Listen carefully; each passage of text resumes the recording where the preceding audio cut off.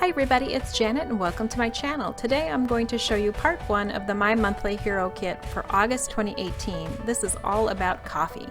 But before I get started, I would like to invite you to celebrate a mile marker for me on my channel. I recently crossed over the 1,000 plus subscriber mark, and to celebrate I'm hosting a great giveaway with 5 prize packages.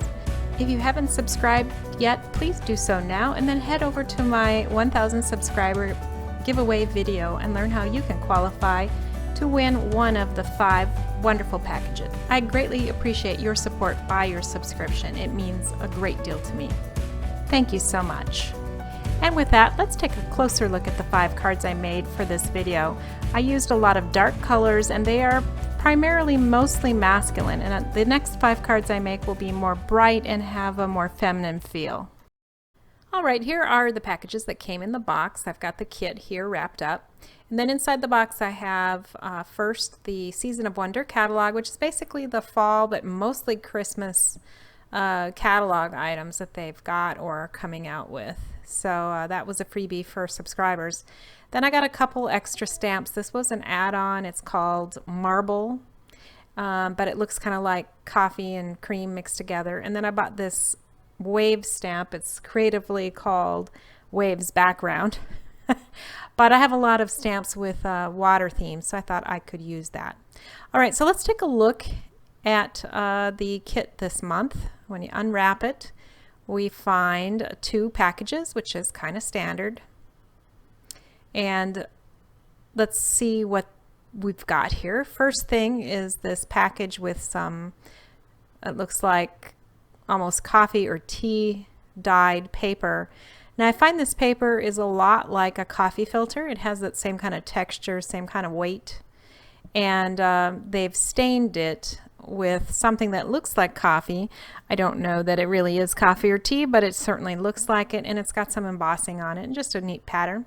Here is the embossing powder. It is a white chunky powder, so it will expand and get a little bit raised or more raised than a fine embossing powder will. And it's designed, I think, to work hand in hand with the additional glue pen here. This is a lot like glossy accents. It's a little bit cloudy, but when it dries, it's clear and it's very shiny. So if you apply this and then put the embossing powder on top and heat it, according to the demos I've seen, it will, puff up and look really quite like the foam or the froth of coffee. So here we have the large stamp set and the dies that go with everything. So let's pull that out so we can take a peek at it. I had a little hard time getting it out of the bag, but it finally came out. So the first thing I'm going to take a peek at here is the stamp set itself. And we'll pull that over on some white paper so you can see it better. So what we've got here are 19 total sentiments, and they're all coffee related or they're general sentiments, as well as several cups, mugs, saucers, whipped cream, and so on. The photo cardstock between the dies and the stamps is this very pretty coffee froth picture here, which I probably will use in a card. And then on the back side here, we've got a marble look and also all these different dies, plus this big fancy die. So I'm going to quickly show you which dies go with the stamps. I mentioned there were 11 dies. They're for the mugs, the cups, there's some of the whipped cream, the steam. And so you've got a good variety of dies to go with these stamps. Then in addition, you have this large fancy die, which looks like a coffee shop, and the window behind it. It's like the outside of a coffee shop, so that's very nice. Now I'm going to start with card 1 using that, and I'm using this die cuts with a view pad, that green, and it's called Old World. It's been around a while, that's why I was showing it in case you want to try to use that as well. You might have it in your stash, actually. First thing I'm doing is using, or I'd cut a rectangle in black cardstock of 5 1/4 by 4, and then went ahead and cut out the image of this coffee shop using that large die. And I'm going to glue that, as you see, and then place on top of a matching size green toned background paper from that Old World die cuts with a view stack. And that black and that green really go nicely together. Off camera, I went ahead and stamped and embossed the sentiment "Thanks a Whole Latte" in gold. Then I cut that out using a round die from my stash. And then this I can place on a craft A2 sized card base that is folded at the top. I'm just using wet glue here to apply the panel to the card. And then later I did use some red dimensional paint to put a heart on that hanging sign. But this is the card, finished card number 1. Alright, so let's go to card 2. I'm going to use some of that paper this time that came in the kit, and I cut it out using a medium-sized heart-shaped die. I also cut a strip of that paper, and I'm going to use that on an edge. Now here's an A2 size card base that I've got a embossing folder here with happy birthday sentiments on it, and I'm going to run it through my embossing machine, or my cutter machine here, to put embossing on the left side. On the right side that didn't get the embossing, I'm going to put that strip of paper that came with the kit. Now when I ran it through my Cuttlebug, it kind of messed up my crease for where the fold was, so I was trying to fix that there before I applied the paper. I also ran some of the brown ribbon that came in the kit. It was wrapped around the package through my Xyron sticker maker to put adhesive behind it. And I wanted to use this as kind of a border for that raw edge between the embossing, the dry embossing with the birthday sentiments, and this paper. So I went ahead and covered that with the adhesive on the back, went ahead and applied it. But when I did, I didn't quite get it to the edge of the sheet, so I had to trim back a little bit of it so that when it sat on that A2 card base, you didn't see the paper peeking through the ribbon. So then I applied glue to this piece and put it onto my card base, matching up the top part and then trimming it down at the bottom. And that worked quite well. So now the main base of my card is done. Since my fold was a little bit off, I did find I needed to trim just a little bit off the edge there as well. But once I did that, it was fine. Now here I had used Fun Foam, and I had cut out another heart of the very same size as my paper that I had showed you first in the construction here, and I'm using that as a backer for the paper heart, just to give it some lift and a little bit more structure, because that paper is very thin. Again, more like coffee filter material, so you know how thin that is. So then I could apply that to my base, and I did a sentiment in white on top of black cardstock that says "Sending you a latte, love," which I thought was very cute. And then I've got a few of these chocolate brown, they're actually called dark chocolate brown holographic sequins, and you can see how pretty they are. And that finishes card number 2. Card number 3 is again an A2 size card. I'm going to use the Distressed Oxide in Fired Brick, which is kind of an orangish red, almost a sienna red I would call it. And I'm just lightly applying toward the bottom and working my way up the top so that I have kind of an ombre look with a darker orangey red at the bottom, and then it lightens up as it goes. You'll see I also sponged up all the edges of this card panel as well. And I kept working on this because I just wasn't happy. It looked a little blotchy, so I kept working on it till it got to be more like what I wanted. But it did take me a little bit of time to get it all accomplished. And this is going to be my background on which I'm going to put 2 of the die cut cups on.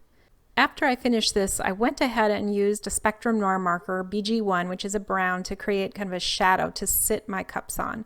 So you can see I have 2 of them placed here, and that just adds some more realism and depth to the scene. The sentiment is the one that says "You're the cream in my coffee," and then I've also got that froth design.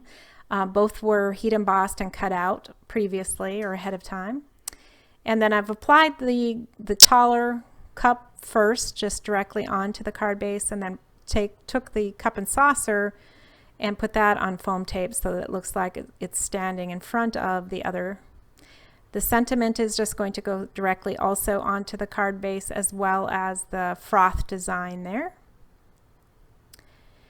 And then I've got the steam, which is so cute. I really like that they include the steam. It really adds a little something something to the picture. And then I've also got the cream to go on top of the mug here. In case you're curious, I used markers BG1, BG2, and BG3 from the Spectrum Norline. They're browns to color my mugs. And then I'm going to put these brown holographic sequins on the front to finish it off. To give the panel a little bit of lift and some more stability, I put on a very thin layer of fun foam. And then I'm going to apply the art glitter glue again on the back and stick it onto my A2 sized card base, which is folded at the top. And that completes card number 3. I really like how that one turned out. All right, so card number 4, I'm going to use this cute little paper cup. And I'm going to also use the paper cup cover. I just love the image of that and how it really does look pretty realistic. I put the cover on a little bit of foam tape so that it looks like it is hanging over the edge of the paper cup, just like a real cover would. And then I'm going to go ahead and use a little bit more shading so that it shows, some more shade underneath where the cup cover is. I'm going to create some corrugated paper, which is going to be used as a cup cozy. So I can do this just simply by using my scoreboard here. And you don't need a crimper. A crimper does a better job, but if you don't have one, like I don't have one, you can get by with this. It works okay. So then I just cut it down and curve the edges so that when it sits on the cup, it again resembles what it does on a real curved surface. And it creates a fairly realistic cup cozy. Now I went ahead after this and made a tag, and I also created a bow out of brown and white twine. See that here? There's the bow and here's my tag. And then I'm going to take this white panel. This is again a 5 1/4 by 4 white panel. And what I'm doing here is just adding some lines at a diagonal using my scoreboard again about every 5th 1/8 inch. So I guess that's about 1 1/8 inches, right? So once I got it laid down, I just counted my lines and kept scoring. And this creates a background. It's an alternative if you don't have a embossing folder, and you could still get some texture to a background piece. Now to the back of that, I again placed some fun foam, and I used the very same cardstock for the base of my card. And here is the cup again, and my tag and my bow, and that's how I'm going to lay it out. It's very simple, it's very clean. And I'm going to apply the cup just directly on the card base with some fun foam, not fun foam, double-sided foam, so it has additional dimension. And then the tag I'll just go ahead and apply directly onto the card. I dropped that, but fortunately with the glitter glue it does wipe up clean and it dries clear, so no harm done. And then I used a glue dot to apply my bow. To finish this off, I'm going to apply a bunch of gold holographic sequins. You could apply fewer of them if you'd like, or don't apply them at all depending on your style. I like a lot of bling, and so I tend to use a lot of them. It's just my style. But once that was in place, I went ahead and used my perler pen in red to create a 3-dimensional little heart on my koozie or my cozy there, and that finished off card number 4. For my last card, I did some pre-work. I've got 2 pieces of cardstock backed by some fun foam to create a panel. I cut out a doily using the nested stitch doily set from Cottage Cuts and cut the top of it to make a tablecloth. Did the same with the smallest one to create a napkin. Then I've got a divider, and I've got a table base that I just freehand cut. I've got the mug, the whipped cream, and a spoon, which comes from the coffee pot and toaster die set from Cottage Cuts. Then I cut out a sentiment with white embossing on black using another couple Cottage Cuts die sets. So it's to create kind of a framed picture, and I've got a little acetate on there to give that image as well. I've got a finger dauber here and some Memento ink called Espresso Truffle. It's a nice chocolate brown color. And I'm using that to edge both the outside and the inside of the frame that I created with the die sets. And then behind that, I'm going to attach the acetate. This is to give it again an image almost as if there's glass there and that this is a picture framed element on a wall. That's the look I'm going for. So once the acetate's in place, then I can go ahead and attach the Hug in a Mug sentiment that I had previously done as well. Again, that's a white embossing powder, just regular white embossing powder on black. Now here is my faux tablecloth. I'm going to put that down, but first I'm going to also put down this table leg that I just cut freehand. It's not the best, but it gives you the idea or the image of having a table there. And then I've got a little piece of divider paper here. It's supposed to signify, you know, where the wall would be and where the table would be setting up against the wall. So after securing that little band with some glue, I trimmed it off, and now I can put down my coffee cup and my little napkin. I use glue here to get the folds to, you know, stick to each other, and so it can get it as flat as I can. But obviously I'm trying to make it look like a folded napkin, and I think it actually worked pretty decently all in all. So once that set with the glue, then I could go ahead and put it down, and I'm going to put the spoon right on top of that. I cut the spoon out of metallic gray cardstock, and then this is going to sit next to my coffee cup and look as if the spoon is just sort of resting there across the edge of my mug. So this is on foam tape. I'm going to secure that mug there, and then finally I'll be able to glue down my napkin and spoon. Quite cute. Next I'm going to secure the whipped cream using again a small piece of foam tape so it matches the height of my mug, and then that can go on top of the mug. I push back the foam tape just a little bit so that it can sneak underneath the cup. You'll see that right there. And voila, we've got the cream in place. Last, I'm going to put in my little framed sentiment, a hug in a mug. And then to finish it, I'm going to use my perler pen again and create a 3D little heart on my mug.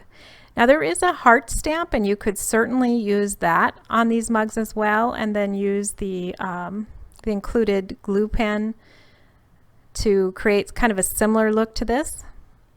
But I'm impatient and I just wanted it red, and so there you go.